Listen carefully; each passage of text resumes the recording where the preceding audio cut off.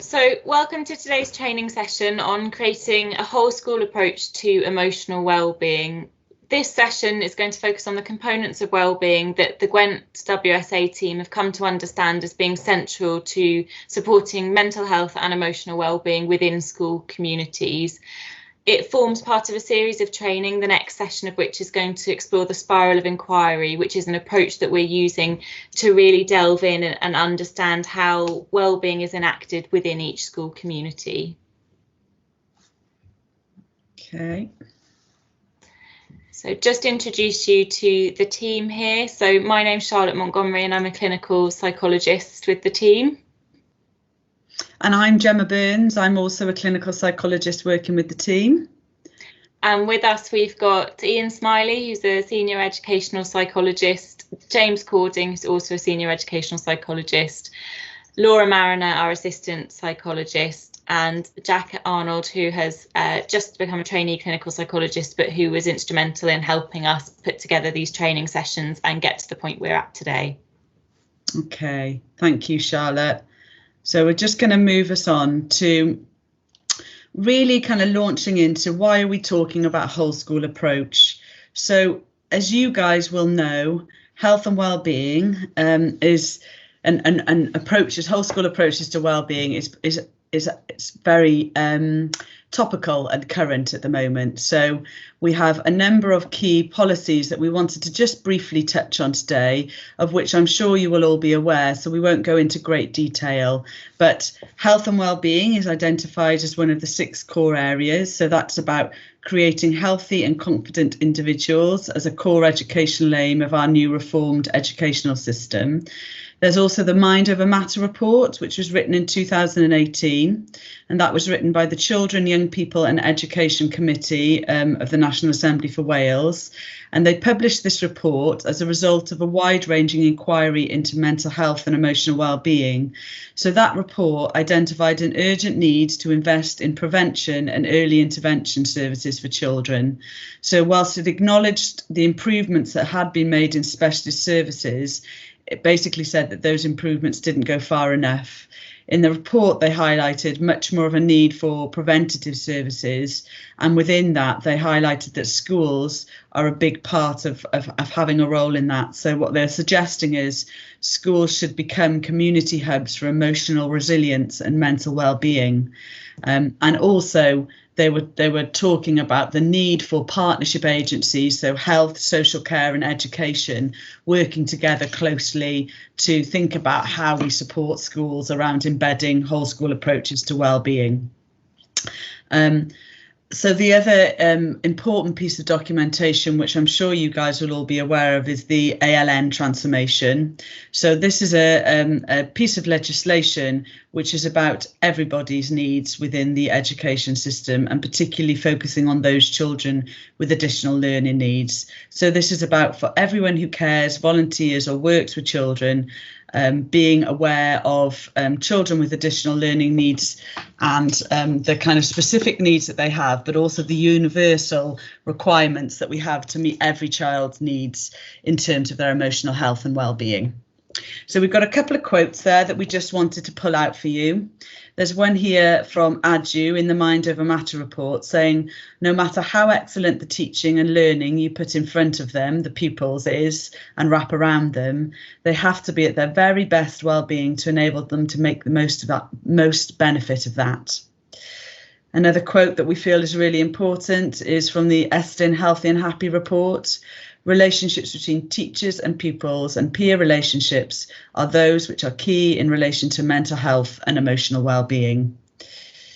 So that's the context in which we are bringing to you our learning and our ideas around emotional health and well-being to support your school communities in terms of embedding a whole school approach to well-being.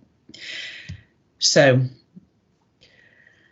whilst there's all of this kind of context around emotional health and well-being, fundamentally the policy tells us that we should be doing it, but there's something much more fundamental in terms of why we feel that we should be doing a whole school approach to well-being. In essence, what the research tells us is that human beings, we function better in safe, nurturing and connected relationships and systems So we all know from our experience in working with children over the years that children are much more able to learn, grow and flourish in environments which support and create an environment which privileges relationships at every level of the system. So today we're going to be thinking about what are the key components of a whole school approach and how might we foster these at a whole school level. So before we sort of launch into thinking about that in detail, I just wanted to share with you briefly the plan, if you like, for developing a whole school approach for wellbeing. So our first step is around developing a shared understanding of the term mental health and emotional wellbeing. What do we actually mean by those terms, and how are we suggesting that this gets promoted within school? So if you're watching this now, you're on the first step. This is it. Then moving on to the second step. So our second step we're suggesting is about going back to your school community and creating a community of people committed to working together to develop this whole system approach to wellbeing. But we're hoping that you will have time to kind of draw together that community. Before then, you are able to attend the training day on spirals of inquiry. Now, the live training event, Charlotte, is on the 4th of November. Yeah. Wednesday, the 4th of November. So we hope that as many people as possible will be able to come to that live training event. But if not, that will also be available for people to watch afterwards. And really, that spiral of inquiry approach is about supporting the schools to have a method, and many of you will be aware of the spirals of inquiry approach. What we've done as a whole school approach team is develop this as bespoke to wellbeing. And part of that process is about identifying the strengths of the school community thus far and building on them, but also looking at the gaps and our blind spots, and then linking with key partners, so health, social care, the third sector, to think about how those partnership agencies might be able to support you to address any of the gaps that you've identified in your school community. And finally, what we're suggesting is well-being is a verb. It's a doing thing. It's a constantly evolving journey. So we as a team don't believe that you ever get to the point where you can tick the box for well-being, but that you're constantly going to need to evolve, evaluate and learn. And as your school community grows and changes and you have new staff and new people, this approach is going to be ongoing. So it's really about how you embed this, evaluate and learn from this process. Okay. Anything to add there, Charlotte?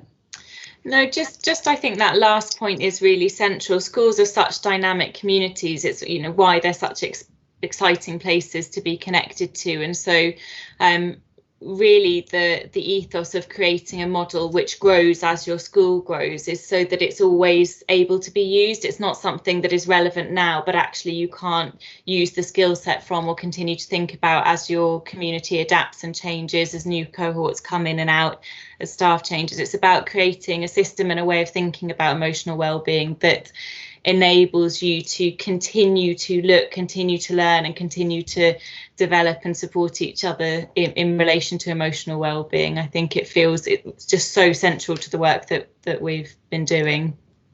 Absolutely. And I suppose this training session and the following training session is about having an opportunity for us to think together to really set the foundation stones, if you like, for schools to kind of really build their inquiry work on some solid foundations around an understanding of mental health and emotional well-being. Mm. That's great. Okay, let's move us on. So what we want to do first of all is really think about what do we mean by the terms mental health and emotional well-being. So this may seem very, very obvious and quite an obvious statement to make, but we feel it's really important to kind of to state it really, that we all have mental health. And that feels vital because often mental health can be kind of split into those that are struggling with mental health issues and those that maybe are having a bit of an easier time of it at the point. But what we're saying is that we're all on that continuum. So as teachers, you will be acutely aware of how regularly schools become the focus when thinking about how to promote mental health and well-being in children. And yet there's often a lack of clarity about what we actually mean by these terms, mental health and emotional well-being, and then how best to facilitate these within a school environment. As schools, we have heard from schools that you often feel bombarded by different interventions, different approaches, tools which are designed to support an increase in self-esteem, support emotional regulation, increase both pro-social behaviour, reduce bullying, reduce anxiety and self-harm, to name but a few. And all of these might be really, really effective interventions, and they may all be considered to be components of a wellbeing approach. And yet none of these component parts on their own will create a whole system response. So when this team was kind of brought into being, and we were funded by that transformation brought about by the Mind Over Matter report, one of the things that we were tasked with was to develop a whole school approach to emotional health and well-being. And really the starting point for us was, what should this look like? And we are also aware of all of the different tools and interventions and strategies that are in the marketplace for schools. And what we wanted to do was not to impose something on schools, but actually start our journey by talking to schools across Gwent about what are the component parts of a whole school approach, what does it consist of. So where schools are working hard to create communities which prioritise well-being, what do they do? What does it look like? How does it feel? And today what we wanted to do is share some of those voices with you. So when we went out to these schools, we were very lucky, and not many people can say this, but to have a film crew with us.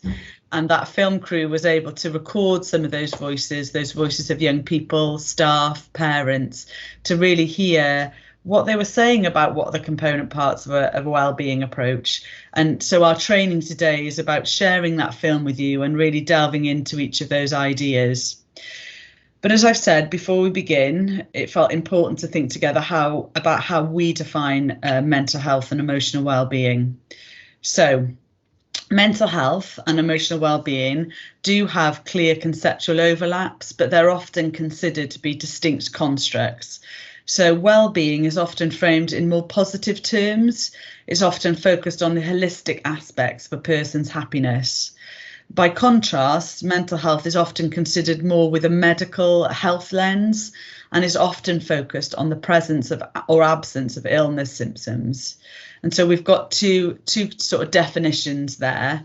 I won't read them out because I'm sure you've been able to read those, but what's clear is that there is a huge overlap in terms of those two terms, mental health and emotional well-being. And what is clear is that mental health and emotional well-being is heavily influenced by the context in which we live. Our life experiences will have a dramatic impact on both our mental health and our emotional well-being. And this has clearly been demonstrated by all of the work into adverse childhood experiences. So whilst we're saying that these things are slightly different, what we're actually wanting you to hold in mind is when we're talking about whole school approaches for mental health and emotional well-being, we're talking about everybody.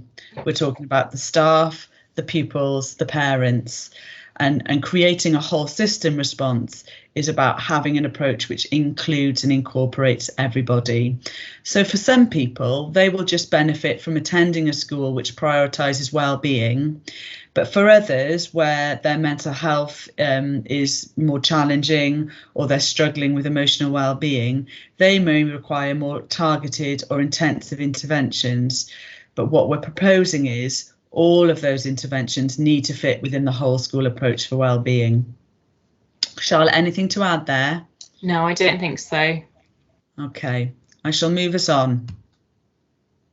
Another important term, and one that I'm sure you will have heard of, is this concept of resilience.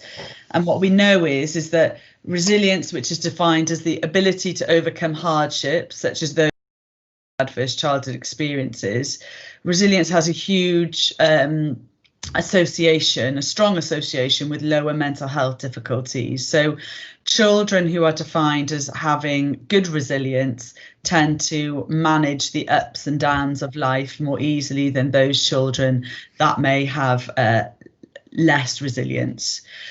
But what we really want to kind of highlight is that resilience is not something that you're born with. We aren't born either resilient or not. What happens to kind of build our resilience is what happens in our context, in our relationships. So resilience isn't an individual character trait.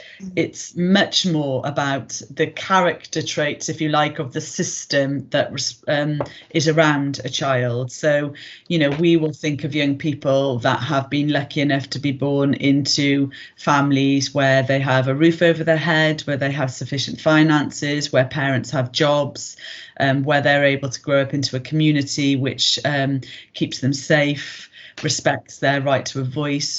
Those children have many, many more opportunities to develop their resilience. So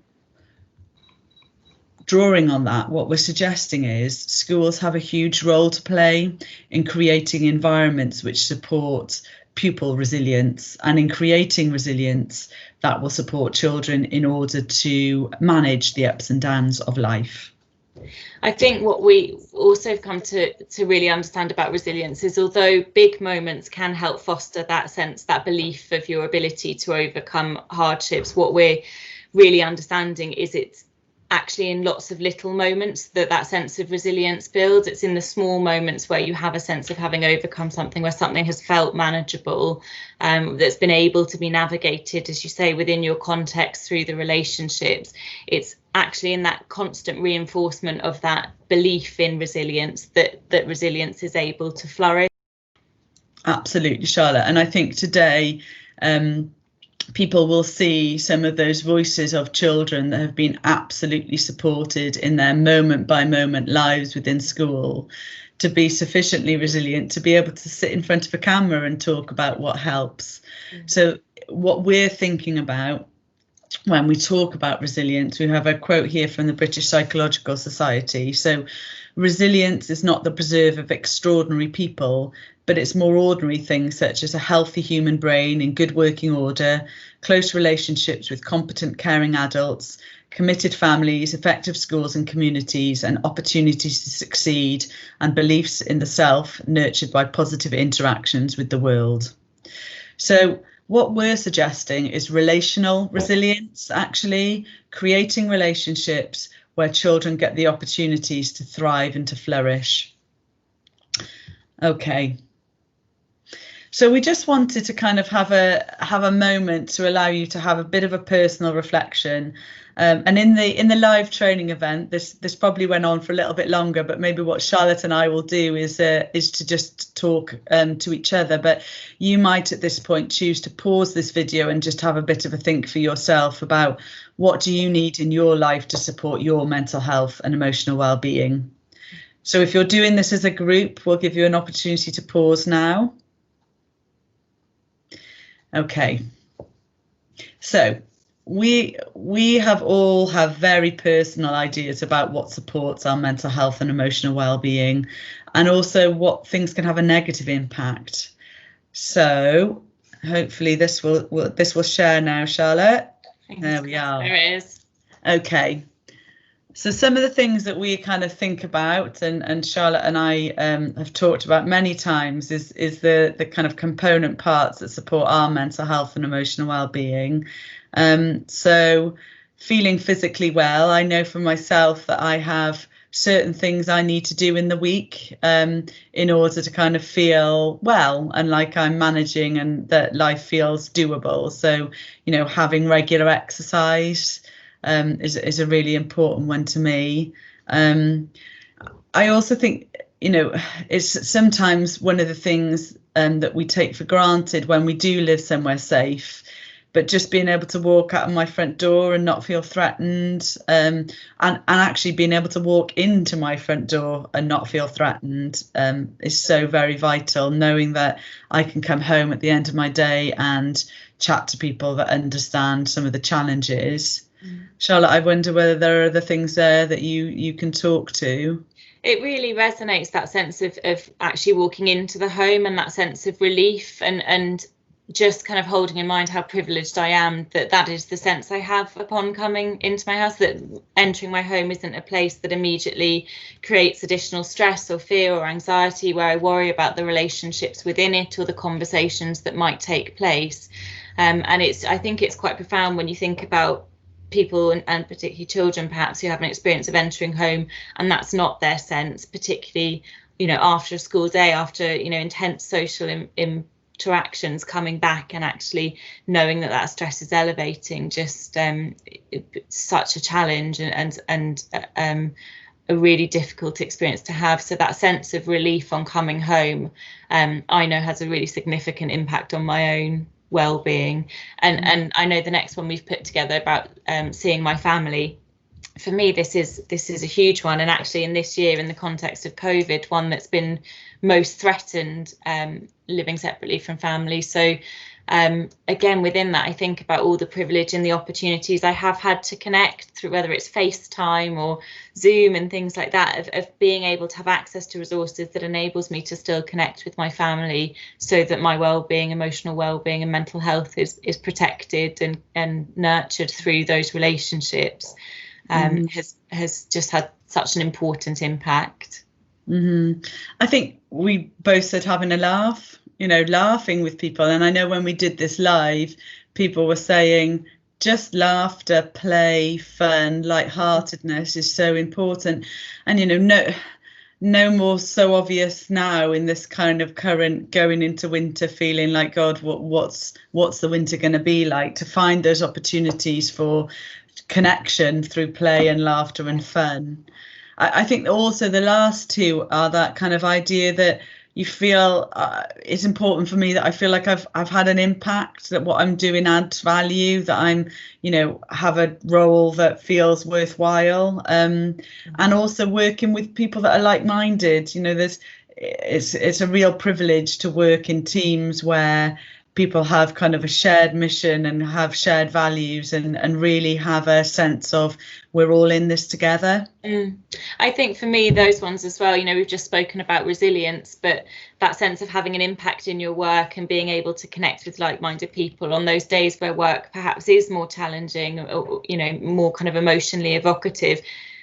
I know that that's the bit that offers me the resilience that contributes to my well-being, is that sense of actually this matters, this is important, and it enables me to manage that bit more and to kind of keep going, and also I suppose to be able to create a balance between sort of downtime and intense thinking time, that work-life balance. Actually, if I can kind of process and think about those components that help me be more resilient, then I see the impact on my well-being really quite quickly, actually.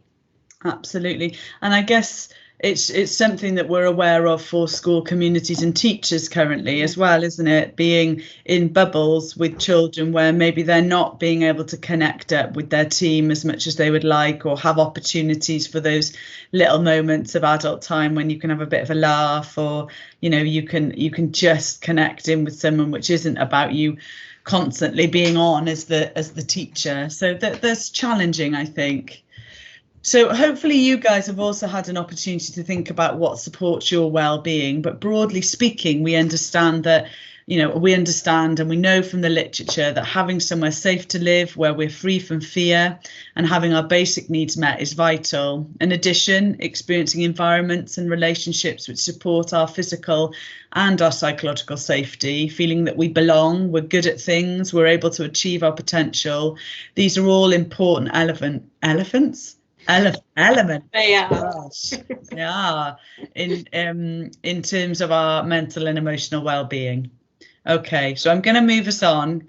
I think one of Charlotte and my core skills is that we love to talk.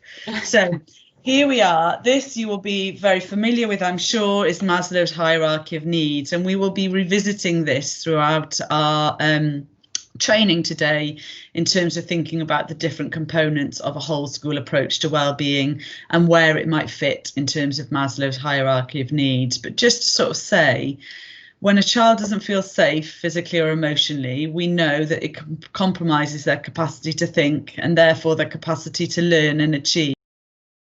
I'm sure that you will all be able to call to mind in this moment children where their safety has been undermined, where they haven't been safe enough to settle to learn.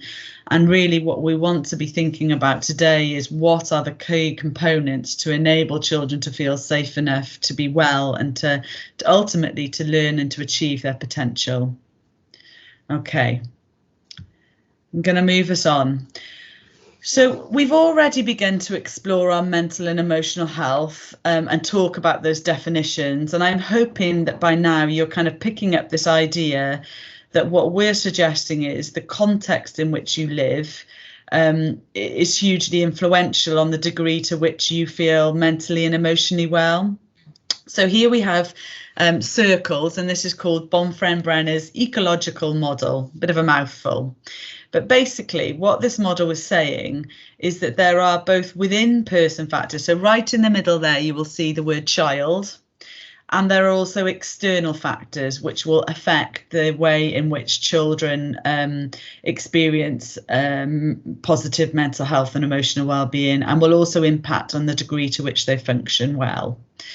So as we begin to explore a child or young person's emotional and mental health, we know that it will be influenced by a number of different factors. So if we look right at the middle, we're thinking about what are the individual factors. So that might include things like a child's developmental stage, their learning needs, their temperament. So for those children where learning might be challenging, where they have difficulties accessing the curriculum, they may find it very difficult to be in a classroom environment. They may find it hard to settle. They may fear failure. They may be very difficult to kind of engage. Often when we're thinking about mental health and emotional well-being, systems can stop at that level. They just think about the child, what's going on for the child. But what we're proposing is we really need to start to be thinking about all of those wider systems and their impact. So moving out to the impact of family life on a child, we know for children who experience domestic violence, poverty, displacement, divorce, are much more likely to experience difficulties with their emotional well-being. Moving out again, we also know that school has a significant impact to play in the life of a child. And for many children, school can be a place where they are nurtured and supported to grow into their best possible selves. But for others, school can be a hostile and frightening place where relationships and learning may be challenging, leading to a sense of failure and disengagement. Out again to the next level, the wider community can also have an impact on a child's emotional and mental health. So having engaging opportunities in a community to be part of something meaningful, to develop a positive sense of identity, is really helpful for a child. Conversely, in communities where there's high unemployment, gang culture, this can lead children to feeling at best disinterested and at worst at risk of engaging in activities and behaviours which are detrimental to both their physical and their mental health. So at an organisational level, that next stage up, we're thinking about how organisations might respond to children who are experiencing challenges. So are children surrounded by organisations which nurture and include, that are there when they need them? Or are they surrounded by services which exclude or marginalise? Are there organisations where children might not reach the referral criteria or be able to access the services they need based on where they live or how people understand their difficulties? This can lead children to feeling excluded, marginalised, and lacking the support they need to grow and develop. So at the widest level, we're considering the wider societal, governmental and environmental influences on a child's life. For example, one of our biggest influences in our communities currently is COVID-19, local lockdowns, redundancy, poverty, isolation. All of these will influence a child's well-being and degree to which they experience positive mental health. So I've whizzed through that, but what we want to leave you with is a sense that actually children's emotional health and well-being is not purely defined by the child internal world. It's not just defined by a child's additional learning needs or a child's temperament. What we're suggesting is children are created and crafted by the context in which they live in. And what we have a responsibility to do as the systems that support children is to be really curious about what are the different contextual factors which might influence a child's emotional health and well-being. I think what this also does is really place schools right there in that context for a child's life. You know, we know for some children that we work with clinically, a school community which includes and supports and nurtures can be an absolute lifeline for a child that is struggling in other areas of their life. And it can be the difference that it makes for a child in terms of being able to overcome the ups and downs in life. So, very briefly, what are we talking about in terms of a whole school approach? Well, we're saying that a whole school approach needs to be proactive rather than reactive.